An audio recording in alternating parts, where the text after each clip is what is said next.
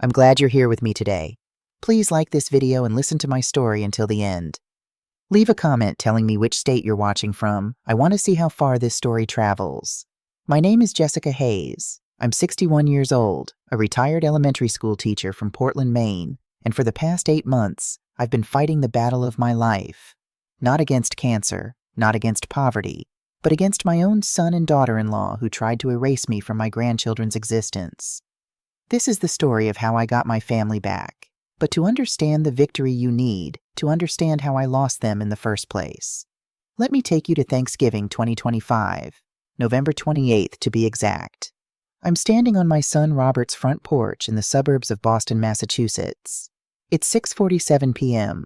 I know the exact time because I checked my watch 3 times, trying to calm my racing heart. In my hands, I'm holding a pecan pie, my late husband's favorite recipe, the one I've been making for 40 years. The same pie I used to bake for Robert when he was a little boy, the one he'd sneak slices of before dinner. Through the frosted window, I can see warm light. I can hear laughter. The unmistakable sounds of family gathering for the holidays. My family. Or so I thought. I knock on the door. The laughter stops. Footsteps approach and I practice my smile. Maybe Robert will be surprised. Maybe he'll hug me and apologize for the months of silence. Maybe Emma and Jack will run to their grandmother with open arms the way they used to. The door opens. My son stands there, 35 years old, wearing a burgundy sweater. I don't recognize a wine glass in his hand. For a split second, I see the boy I raised. The child I tucked into bed every night after his father died. The teenager I worked double shifts to put through college. Then his expression changes. The warmth drains from his face like water from a broken glass. "Mom! What are you doing here?" Those 8 words. That's all it took for my world to start crumbling. But I'm getting ahead of myself. To understand why those words cut so deep, I need to take you back. 6 months. It was Emma's 10th birthday, May 15th, 2025. I remember sitting at my kitchen table in Portland, my laptop open for our scheduled video call. I'd set up the call 2 weeks in advance, always careful to coordinate with Robert and Jennifer's schedule. I'd learned over the years that spontaneity wasn't Jennifer's strong suit, and I tried my best to respect that. When Emma's face filled the screen, my heart swelled. She'd grown so much since Christmas. Her brown hair was longer now, pulled back in a ponytail, and she'd lost one of her front teeth. "Grandma Jessica," she squealed, holding up a drawing. "Look what I made for you." It was a crayon picture of a little house with a red door flowers in the garden and 2 stick figures holding hands. One tall, one small. Above it, in careful 10-year-old handwriting, "Grandma's house, my favorite place." "Oh, sweetheart," I said, my voice thick with emotion. "That's beautiful. I'm going to hang it right on my refrigerator." "When can I come visit?" she asked. "Can I come this summer? We could make cookies again, and you could teach me how to sew like you promised." Before I could answer, I saw Jennifer's hand reach into the frame resting on Emma's shoulder. My daughter-in-law's face appeared beside my granddaughter's, perfectly made up, as always, her smile tight. "We'll see, honey," Jennifer said, her voice sugary but strained. "Grandma Jessica is very busy, and you have summer camp, remember. But I want to— Emma, why don't you show Grandma your birthday cake?" Jennifer's grip on Emma's shoulder tightened slightly. I saw it even through the screen. The conversation moved on, but something nagged at me. That phrase, "we'll see." In parent speak, it usually meant no. Still, I pushed the worry aside. I chatted with Jack for a few minutes. He was 7, then gap-toothed and giggly, showing me his new superhero action figure. Robert appeared, briefly wished me well, promised to call soon. After we hung up, I sat in the silence of my kitchen looking at Emma's drawing on my screen. I should have paid more attention to Jennifer's tone. I should have noticed that Robert barely spoke. I should have seen the warning signs. But I didn't, because I still believed that being a grandmother was a right, not a privilege that could be revoked. I called Robert on June 3rd to plan my summer visit. We'd established a pattern over the years. I'd visit once a month when the kids were younger, then scaled back to every other month as they got busier with school and activities. It wasn't ideal, but it was something. The phone rang 4 times before he picked up. "Hey, Mom." His voice sounded distant, distracted. "Hi, honey. I was hoping to nail down some dates for my visit. I was thinking maybe the 2nd week of July I could help out while you and Jennifer are working, take the kids to the aquarium, maybe." Actually, Mom, July's not great for us. I felt the first flutter of unease. Oh, okay. How about August then? Emma has camp, and Jennifer's mother is coming to stay with us. Susan Morrison, Jennifer's mother, a perfectly pleasant woman who I'd met exactly 3 times in 10 years. We exchanged polite conversation at holidays, and that was it. Well, surely there's room for both of us. I tried to keep my voice light. I could stay at a hotel if the house is too crowded. Silence. The kind of silence that speaks volumes. Robert, Mom, I'll have to check with Jennifer and get back to you. Okay, I'm actually in the middle of something right now. Of course, sweetheart. You call me when you can. But he didn't call. Not the next day or the day after that. I left it a week, then tried again. This time he didn't pick up. I left a cheerful voicemail suggesting September instead. Still nothing. That's when I made my first mistake. Actually, if I'm being honest with myself, I'd made small mistakes before, the kind that seemed insignificant at the time, but that Jennifer had apparently been cataloging like evidence in a case against me. 2 years earlier, during a visit, I'd given Emma a chocolate bar before dinner. Jennifer had specifically said no sweets before meals, but Emma had looked so sad, and it was just one little chocolate bar. Jennifer had been furious, politely furious, in that cold, controlled way of hers. I'd apologized profusely, but I could see I'd crossed some invisible line. Then there was the time I'd gently suggested that Jack might not be ready for full-day preschool at age 3. Jennifer had smiled tightly and said, "Thank you for your input, Jessica, but we've made our decision." Looking back now, I can see how those moments added up in her mind. How each small overstep, however well-intentioned, built into a narrative about me. The overbearing mother-in-law, the grandmother who didn't respect boundaries. But at the time, I thought they were just the normal bumps in any extended family relationship. I didn't realize they were being used to build a wall between me and my grandchildren. By July, my calls were going straight to voicemail. All of them. I tried texting Robert. "Hi, honey, just checking in. Haven't heard from you in a while. Is everything okay? Read receipt 2:34 p.m. No response. I tried again 3 days later. Missing my grandkids. How are Emma and Jack doing? Would love to video chat if you have time. Read receipt 9:15 a.m. No response. I sent Jack a birthday package on July 22nd, his 8th birthday. Inside was a new book series he'd been wanting, a card with $20 and a letter telling him how much Grandma loved him. The package was never acknowledged. I checked the tracking it had been delivered and signed for. Nothing. That's when I started feeling it. That creeping sense of dread that something was fundamentally wrong. This wasn't just busy schedules or bad timing. This was intentional silence. I turned to Facebook, something I'd never been particularly active on but had joined years ago at the urging of my neighbor's daughter. "It's how you keep up with family these days, Mrs. Hayes," she'd said. I scrolled through Robert's page with growing horror. There posted July 24th, 2 days after Jack's birthday. "Best 8th birthday party ever. So grateful for all our family who made this day special." The photo showed their backyard transformed into a carnival. A bounce house. Face painting. At least 30 people. I counted them. Robert's college friends. Jennifer's sister with her kids. Susan Morrison front and center, her arm around Jack. Neighbors I'd never met. And me nowhere. Not in the photos, not in the comments, not even mentioned. I typed a comment 3 times and deleted it 3 times. "Looks wonderful. Sorry I missed it." Delete. "Happy birthday to my sweet Jack." Delete. "Wish I could have been there."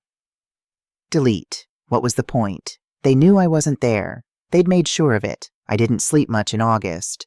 I'd lie awake in the house that had become too big and too quiet since my husband died 6 years ago, replaying every interaction, every conversation, trying to pinpoint the exact moment I'd lost my son. Was it after David died? Had Robert resented taking care of his grieving mother? Was it something I'd said at their wedding? Was it the way I'd held Emma when she was born, tears streaming down my face, whispering, "You're so loved, little one"? Had Jennifer seen that as me trying to claim her baby? I drove myself half crazy with questions that had no answers. On August 12th, I did something I'm not proud of. I drove to Boston. 6 hours round trip. I didn't go to their house. I wasn't that desperate yet, but I parked outside Emma's elementary school at dismissal time. I just wanted to see her. Just wanted to glimpse my granddaughter even from a distance.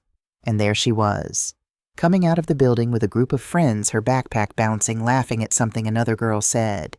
She looked happy, healthy. growing up without me. Jennifer's car pulled up. Emma climbed in.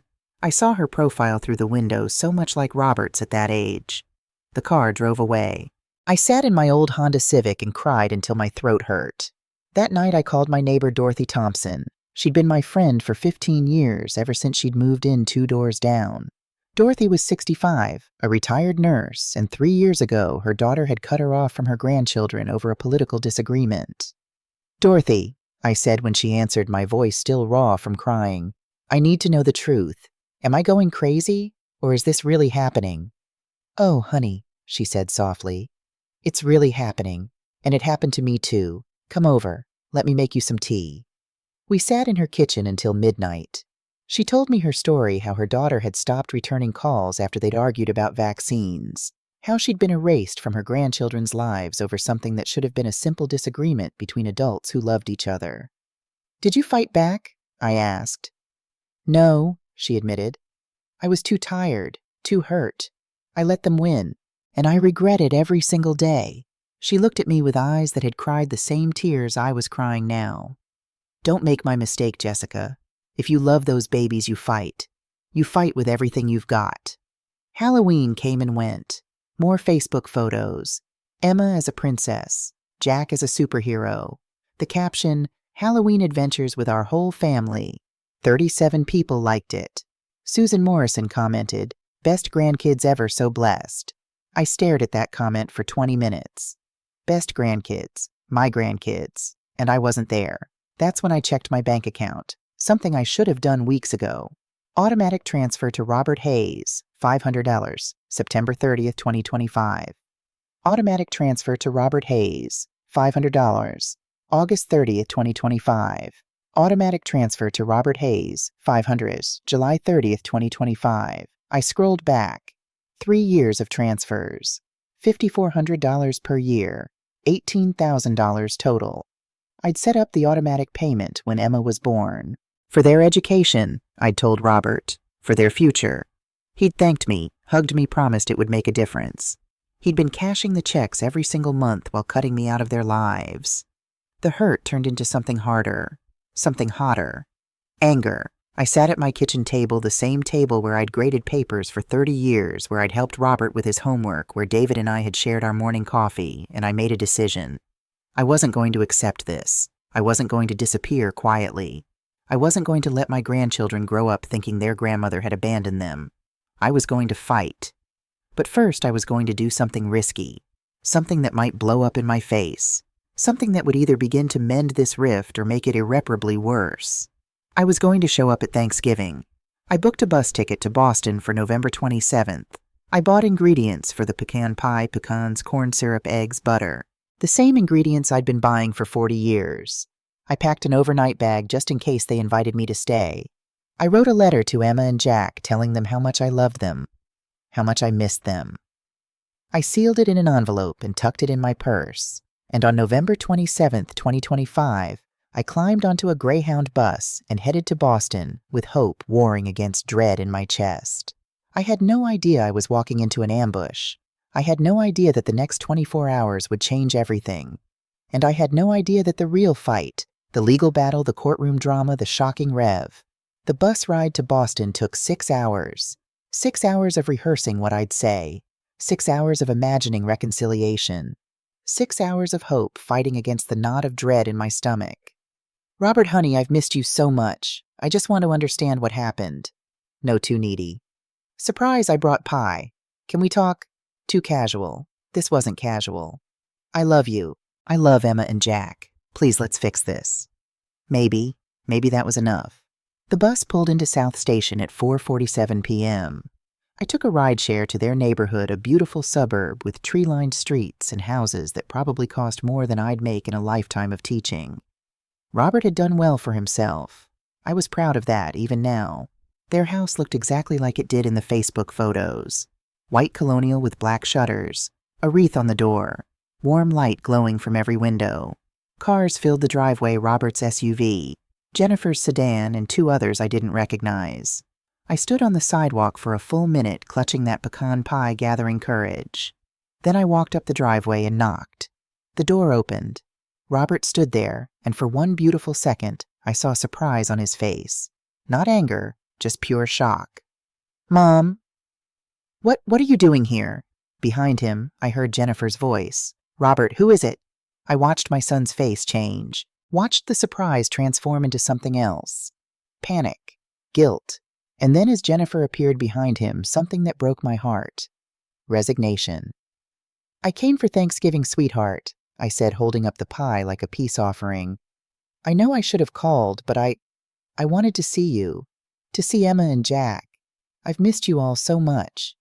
Jennifer's face appeared over Robert's shoulder.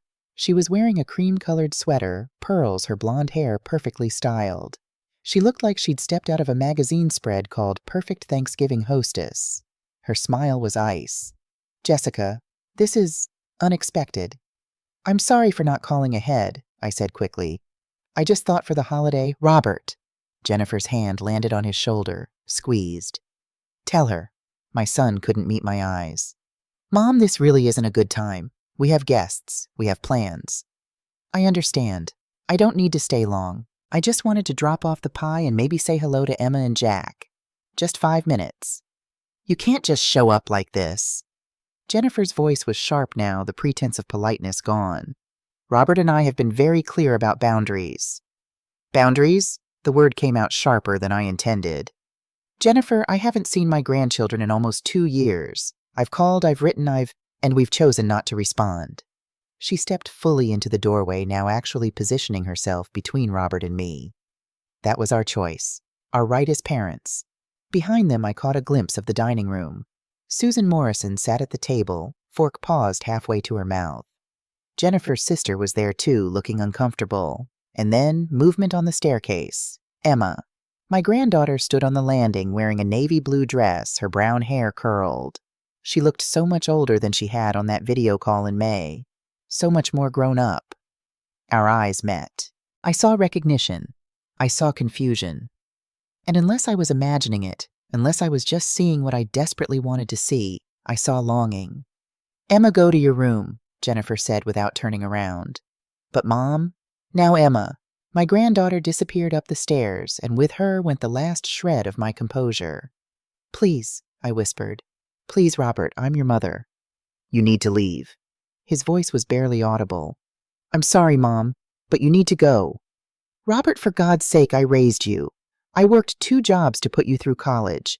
I was there for you when your father died. Doesn't that mean anything?" Jennifer's expression hardened.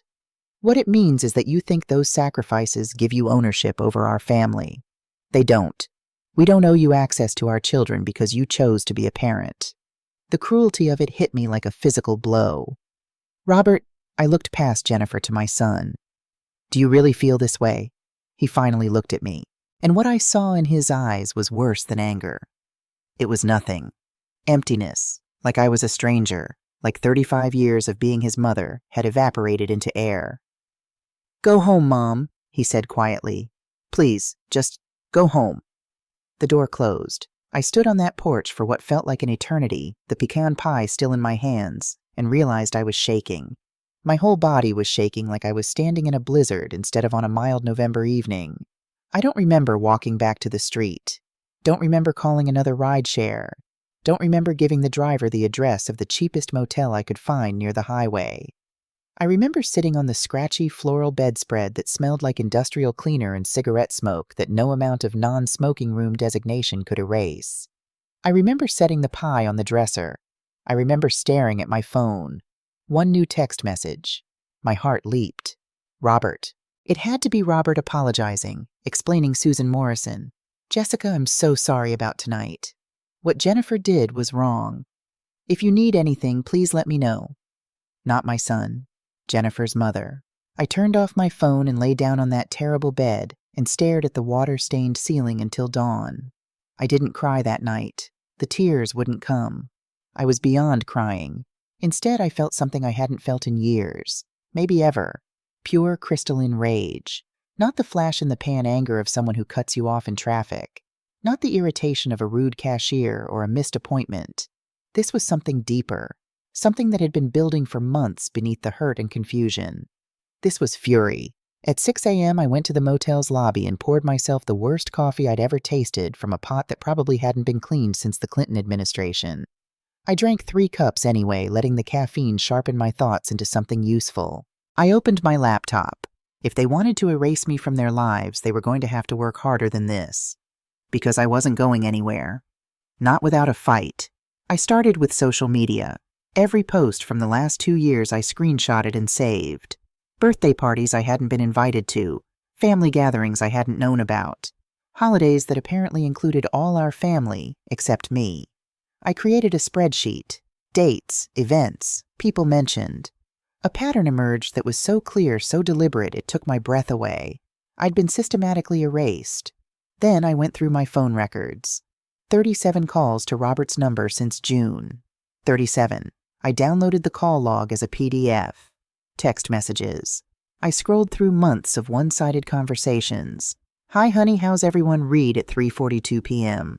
Emma mentioned a school play. When is it? I'd love to come. Read at 9:15 a.m. Thinking of you all. Love you. Read at 7:03 p.m. 31 text messages. Every single one read. Not one response. I pulled up my bank account and downloaded 3 years of statements. Highlighted every $500 transfer to Robert Hayes. Calculated the total $18,000. $18,000 sent to my son while he was actively preventing me from seeing my grandchildren. By 9 a.m., I had a file folder 2 inches thick with documentation. By 10 a.m., I knew I needed help, and I knew exactly who to call. Sarah Mitchell and I had taught together at Riverside Elementary for 15 years before she left education to get her master's in social work. We'd stayed in touch through Christmas cards and the occasional coffee, but I hadn't seen her in person for at least 5 years. Her office was in downtown Portland Morrison Family Advocacy Services. The name made me smile grimly. Morrison. Like Jennifer's mother who'd sent that text message. The only person from that house who'd shown me any kindness. I called at 10:17 a.m. Morrison Family Advocacy, this is Sarah speaking. Her voice, warm, professional, competent, made something tight in my chest loosen slightly. Sarah, this is Jessica Hayes. We used to teach together at Riverside. I don't know if you remember me, but I need help. I think my son is trying to cut me out of my grandchildren's lives, and I don't know what to do. There was a pause. Then Jessica. Of course I remember you. Tell me everything. And I mean everything starting from the beginning. We met at her office Monday morning.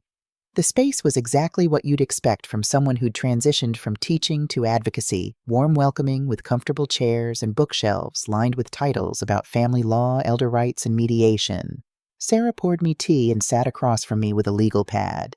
She looked older than I remembered. Her dark hair was streaked with gray now, and she wore reading glasses on a chain around her neck.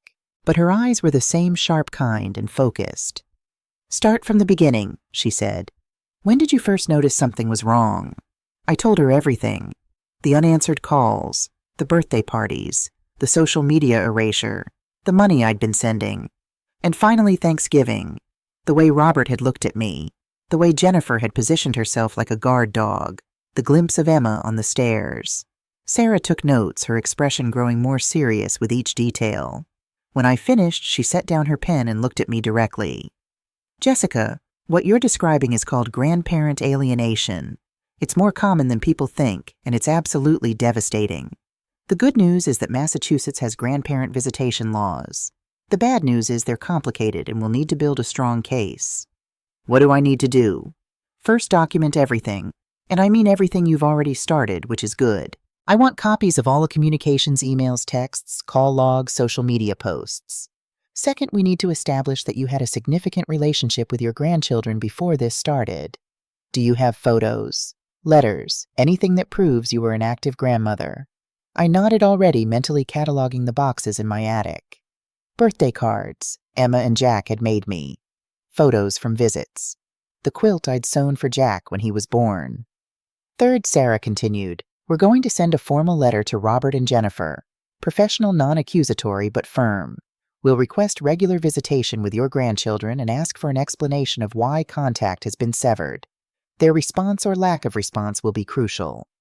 And if they refuse, then we file a petition with the court. But let's hope it doesn't come to that. Sometimes a letter from a family advocacy professional is enough to make people realize they're in the wrong. Over the next 3 hours, we built my case. Sarah helped me organize the social media posts chronologically. We printed call logs.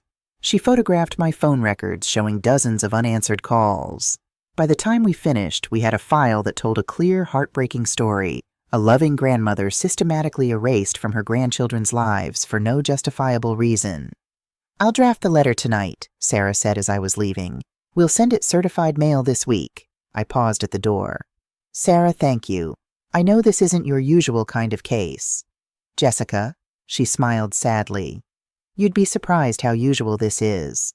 I see it more often than I'd like, and I'm going to help you fight it." The letter went out on Wednesday, December 3rd.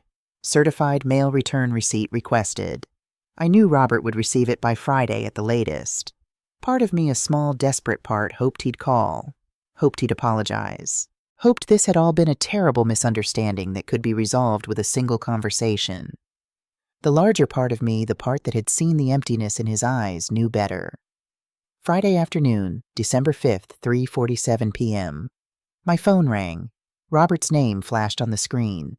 My hands trembled as I answered. "Hello. What the hell do you think you're doing?" His voice was pure rage. No pretense of civility. No "hi, Mom" or polite opening, just fury. "Brad, I just want to see my grandchildren. You sent a legal letter to our house. Are you out of your mind? I sent a request for visitation through a family advocate because you won't return my calls, because you've cut me off without explanation." "You have no right," he was shouting now. "They're our children, our family, not yours. I'm your mother, and that doesn't give you ownership over my kids." I closed my eyes, trying to stay calm. "Robert, please, just tell me what I did wrong. Tell me why you won't let me see Emma and Jack. I've sent money every month. I've tried to respect your boundaries. I've done everything I can think of. This is exactly why." He exploded. "You're suffocating. You're controlling. You've always been this way, always inserting yourself where you're not wanted." The accusation stung. "That's not fair. The kids don't even really remember you, Mom. Jack was only 6 last time you visited. They've moved on. We all have." "Moved on?" The words came out as a whisper. "You make it sound like I died." There was a pause. In that pause, I heard something that changed everything. Jennifer's voice in the background. "Did you tell her about Arizona?" My breath caught. "Jennifer, shut up." Robert's voice muffled away from the phone. "Robert," I gripped the phone tighter. "What about Arizona?" Another pause. Longer this time. I could hear them arguing, their voices unclear, but the tone unmistakable. Then Robert came back on the line. His voice had changed. Lower, defeated. "We told them you moved far away," he said quietly. "To Arizona or somewhere. It was easier that way. They don't ask questions. They don't feel guilty. And we don't have to deal with your constant demands for attention." The room spun. "You told them I moved away. You lied to them. It wasn't we didn't mean. You made my grandchildren think I abandoned them. Mom, listen, do they know I've been calling? Do they know I've been trying to see them? Or did you tell them I forgot about them, that I didn't care?" I heard him breathing, heavy, stressed. Then Jennifer's voice, again clearer now. "Robert, hang up. Don't tell her anything else. This conversation is over." "If you contact us again," Robert said, his voice flat, now emotionless. "If you send any more letters, we'll get a restraining order. Stay away from our family." The line went dead. I sat in my kitchen phone, still pressed to my ear, and felt the last thread of hope snap. They had lied to my grandchildren. They had made Emma and Jack think I had abandoned them. They had turned me into the villain of their story. But Robert had just made a crucial mistake. In his anger, he'd admitted it all. He'd confessed to the lie. And I had proof now, not recorded but documented in my mind, ready to be written down the second this call ended. I called Sarah within 5 minutes. He admitted it. I told her, my voice steady despite the tears streaming down my face. He said they told Emma and Jack I moved to Arizona. He said it was easier that way. Sarah's sharp intake of breath told me everything I needed to know. "Write down everything he said," she instructed, "word for word while it's fresh. Date and time it. This is exactly what we need, Jessica. Parental alienation involving deliberate deception about a grandparent's whereabouts. Courts take that very seriously. December 15th, 2025. Sarah and I filed a formal petition for grandparent visitation rights in Massachusetts Family Court. The petition included timeline of the deteriorating relationship, documentation of unanswered calls and messages, social media evidence of systematic exclusion, bank records showing $18,000 in education fund transfers, my written account of Robert's December 5th phone call admission, character statements from Dorothy Thompson and Bill Crawford, my retired judge neighbor. We were requesting monthly unsupervised visitation, alternating major holidays, weekly video calls, an explanation from Robert and Jennifer for the estrangement. Robert and Jennifer had 30 days to respond. They responded in 7, but not through lawyers. They came to my house. December 22nd, 2025, 4:13 p.m. I was in my kitchen making dinner when I heard a car pull into my driveway. Through the window, I saw Robert's SUV. My heart began to race.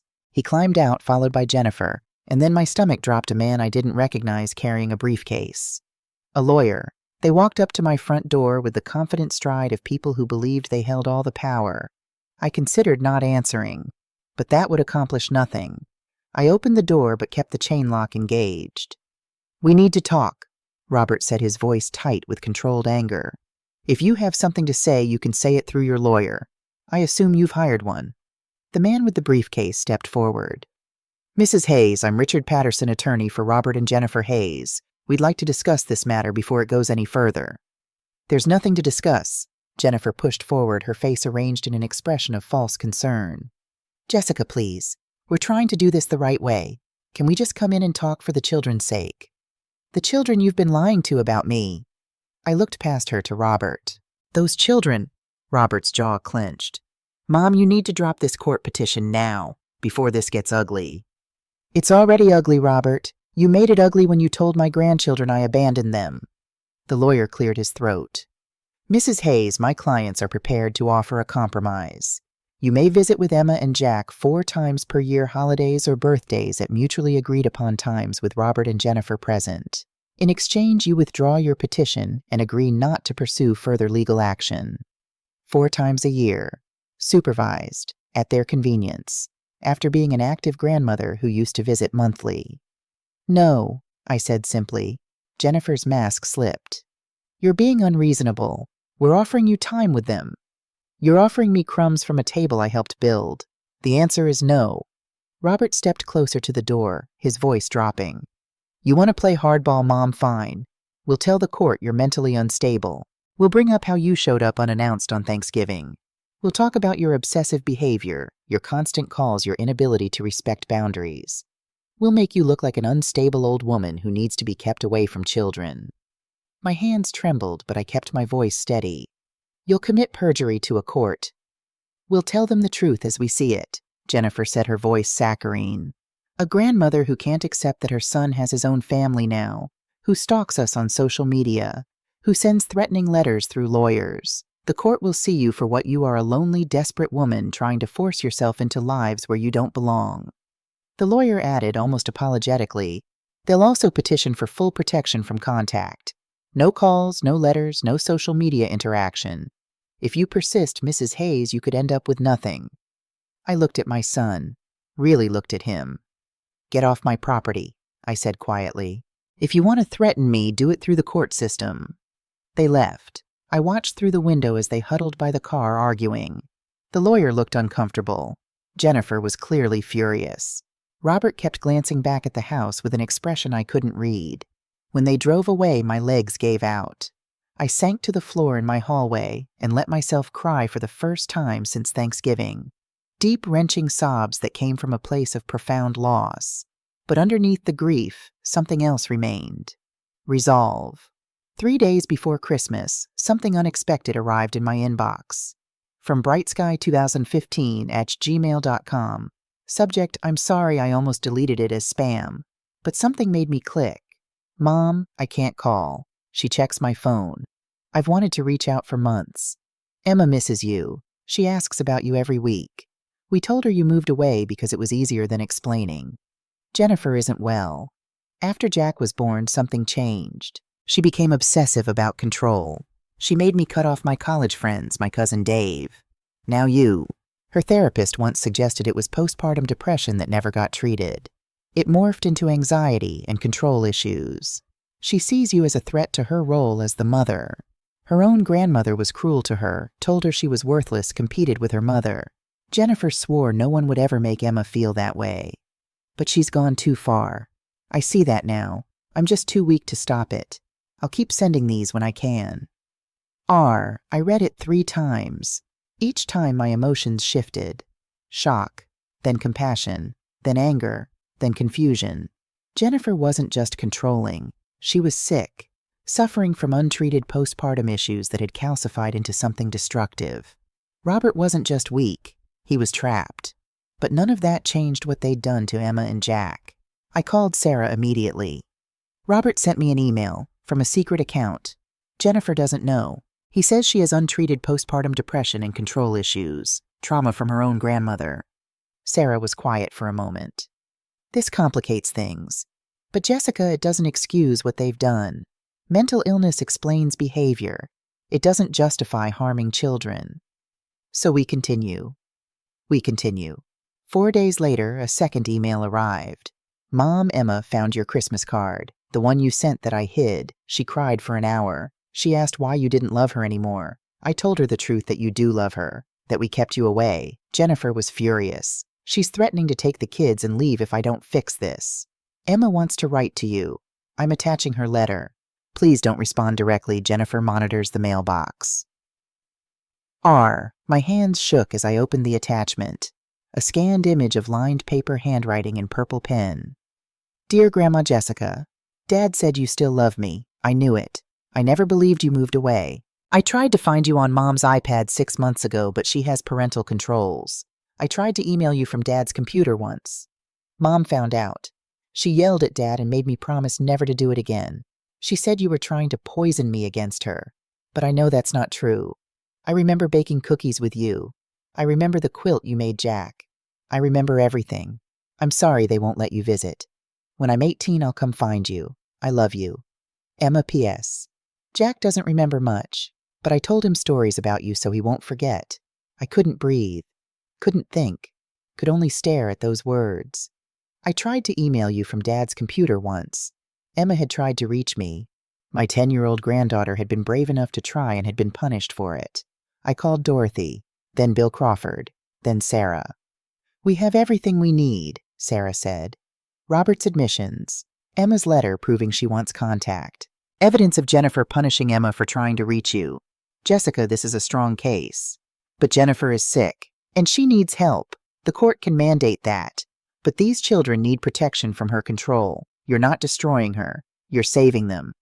January 15th, 2026. We filed our formal petition. The evidence was overwhelming. Timeline of systematic exclusion. Bank records showing $18,000 in ignored contributions. Social media proof. Robert's anonymous emails source protected. Emma's letter. Documentation of punishment for trying to contact me. Robert and Jennifer hired Patricia Stone, a family law attorney with a reputation for aggressive defense. The preliminary hearing was set for February 25th. But first, the court ordered psychological evaluations of Emma and Jack. Dr. Rebecca Foster would conduct the interviews. February 25th, 2026. Massachusetts Family Court, Boston. The courtroom was smaller than I expected. Oak paneling. Fluorescent lights. Judge Patricia Morrison, no relation to Jennifer's mother, Susan, presiding. Dorothy and Bill sat behind me for support. Sarah sat beside me, calm and professional. Robert and Jennifer sat with their lawyer on the opposite side. Robert wouldn't look at me. Jennifer stared straight ahead, her jaw set. The hearing began. Their lawyer painted me as overbearing. He described the traumatic Thanksgiving visit. He portrayed my legal action as harassment. Then came their testimonies. Jennifer spoke about boundaries, about how I'd given Emma chocolate despite her rules, about how I'd questioned her parenting decisions, about how my surprise visit had terrorized the family. It was masterful manipulation. She made herself sound reasonable, made me sound intrusive. Robert supported her narrative, talked about feeling pressured, about wanting to protect his marriage. But he couldn't explain the $18,000, couldn't explain why he'd accepted monthly payments while cutting off contact. Then it was my turn. I walked to the witness stand with my back straight. Sarah led me through my testimony methodically. My relationship with Emma and Jack from birth. The monthly visits that had suddenly stopped. The unanswered calls. The money I'd sent in good faith. Mrs. Hayes, Sarah asked, have you ever deliberately violated Robert and Jennifer's parenting boundaries? I took a breath. I gave Emma chocolate once 2 years ago before dinner. Jennifer had asked me not to. I apologized immediately. It was thoughtless, not malicious.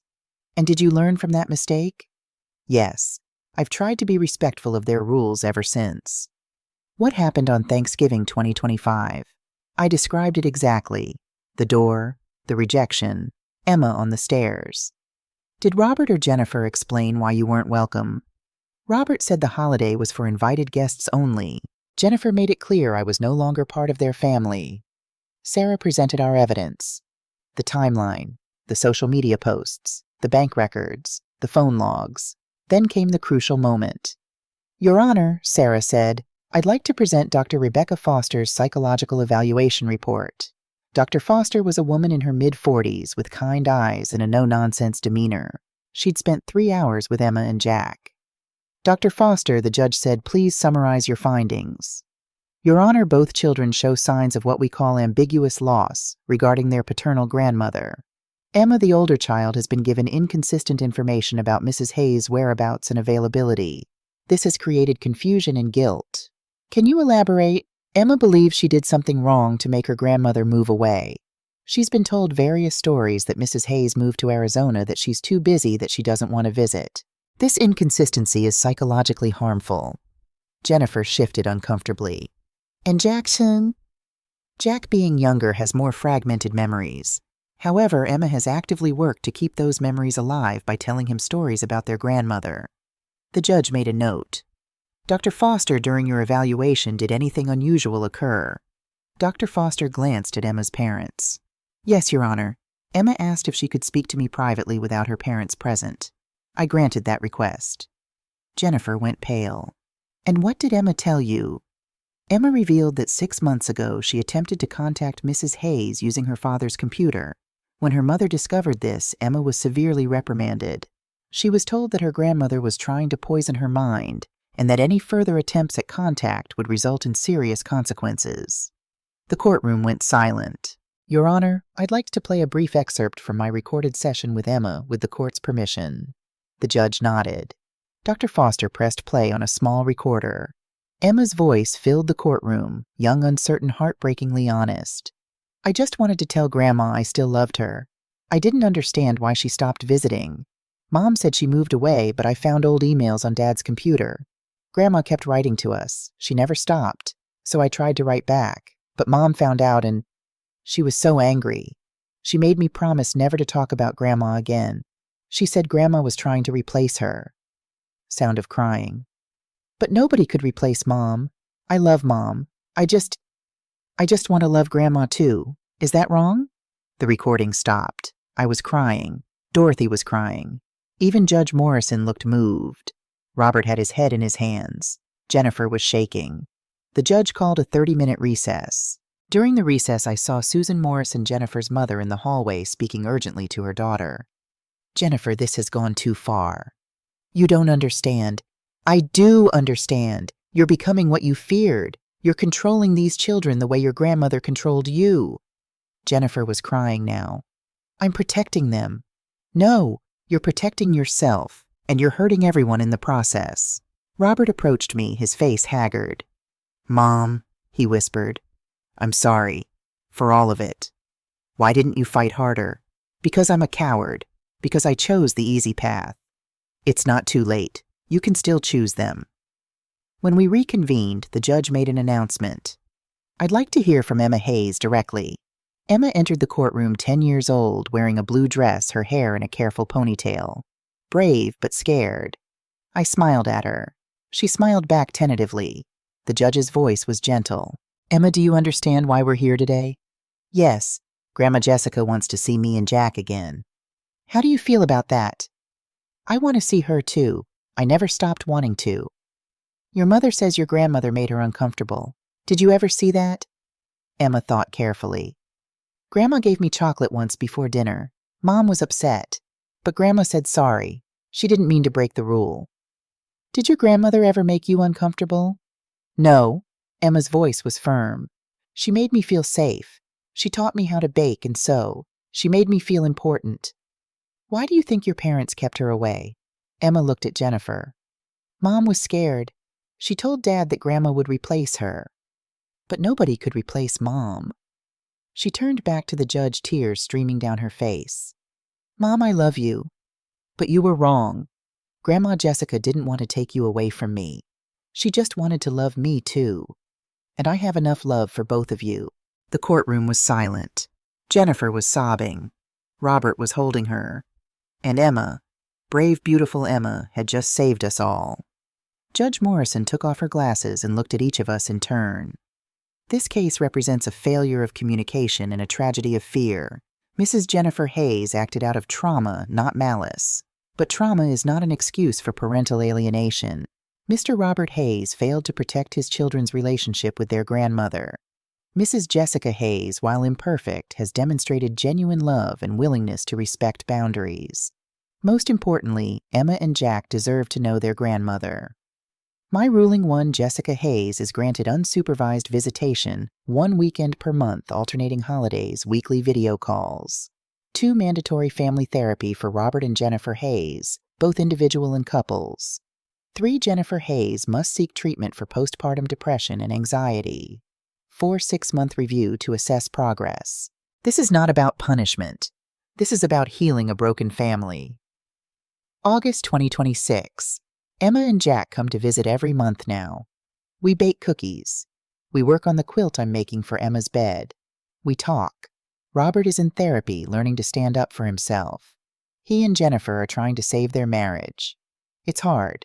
It might not work, but they're trying. Jennifer apologized to me. It wasn't perfect. It wasn't complete, but it was a start. Last week we had a court-mandated family dinner, all of us together. It was awkward, uncomfortable, but we were there, together. As I watch Emma and Jack play in my backyard, I think about everything we've been through, the pain, the fight, the cost. And I think about what Dorothy told me that night. If you love those babies, you fight. I fought, and I won. Not in the way I expected, not with perfect reconciliation or a fairy tale ending, but with something more valuable: truth, healing, and the chance to love my grandchildren again. Families aren't perfect. They're messy and complicated and sometimes broken, but they're worth fighting for, every single time.